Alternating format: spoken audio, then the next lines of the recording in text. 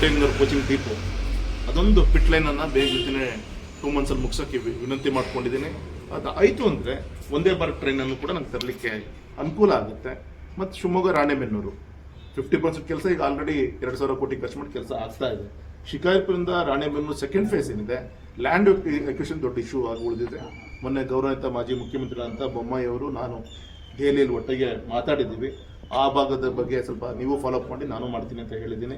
So ಅದು process ಆಯಿತು ಅಂದರೆ ನಾಳೆ ಬಜೆಟ್ನಲ್ಲಿ ಅದಕ್ಕೂ ಕೂಡ ಹಣವನ್ನು ಇಡಿಸುವಂಥ ಒಂದು ಪ್ರಯತ್ನ ಆಯಿತು ಅಂದರೆ ನಮ್ಮ ಉತ್ತರ ಕರ್ನಾಟಕ ಮಲೆನಾಡು ಕೂಡ ಸೆಳೆಯುವಂಥ ಒಂದು ರೈಲ್ವೆ ಸಂಪರ್ಕ ಅದು ಆಗುತ್ತೆ. ಹಾಗಾಗಿ ಇವತ್ತು ರೈಲ್ವೆ ಏರ್ವೇಸಲ್ಲೂ ಕೂಡ ನಿಮಗೆ ಗೊತ್ತಿರಲಿ, ಮೊನ್ನೆ ಒಂದು ರಿಪೋರ್ಟ್ ಬಂದಿದೆ. ಈ ವರ್ಷದಲ್ಲಿ ಶಿವಮೊಗ್ಗದ ವಿಮಾನ ನಿಲ್ದಾಣದಲ್ಲಿ ಒಟ್ಟು 8,500 ಜನ ಪ್ರವಾಸಿಗರು ಓಡಾಡಿದ್ದಾರೆ ಅಂತೇಳಿ ರಿಪೋರ್ಟ್ ಇದೆ. ಮೈಸೂರು 7,500, ಶಿವಮೊಗ್ಗ 8,500 ದಾಟಿದೆ.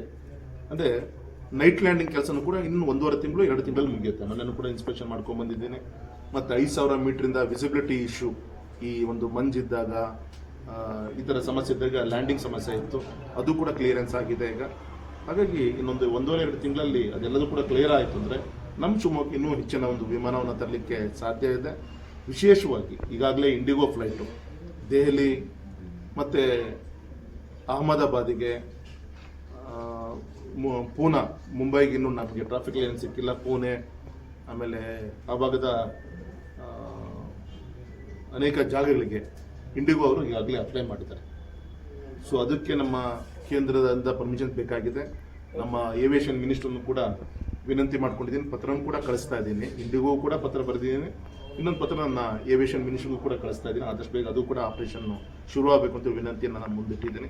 ಹಾಗಾಗಿ ಬರುವಂಥ ದಿನದಲ್ಲಿ ನೈಟ್ ಲ್ಯಾಂಡಿಗೂ ವಿಸಿಬಿಲಿಟಿ ಇಶ್ಯೂಸ್ ಎಲ್ಲ ಮುಗೀತು ಅಂದರೆ ಒಂದು ಒಳ್ಳೆ ರೀತಿಯಂಥ ಒಂದು ಕೇಂದ್ರ ಒಂದು ಇದು ನಮ್ಮ ಶಿವಮೊಗ್ಗದ ಏರ್ಪೋರ್ಟ್ ಆಗುತ್ತೆ.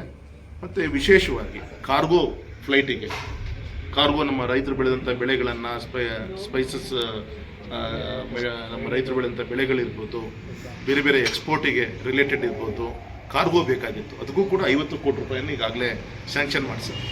ಹಾಗಾಗಿ ಬರುವಂಥ ದಿನದಲ್ಲಿ ಶಿವಮೊಗ್ಗದ ವಿಮಾನ ನಿಲ್ದಾಣ ಒಂದು ಒಳ್ಳೆ ರೀತಿಯಂಥ ಒಂದು ಕೇಂದ್ರ, ಬರುವಂಥ ದಿನದಲ್ಲಿ ಮಧ್ಯ ಕರ್ನಾಟಕದ ಒಂದು ಕೇಂದ್ರವಾಗಿ ಹೊರಹೊಮ್ಮುತ್ತಿರೋಕ್ಕೆ ತುಂಬ ಅಭಿಮಾನ ಹೇಳಲಿಕ್ಕೆ ಇಚ್ಛೆ.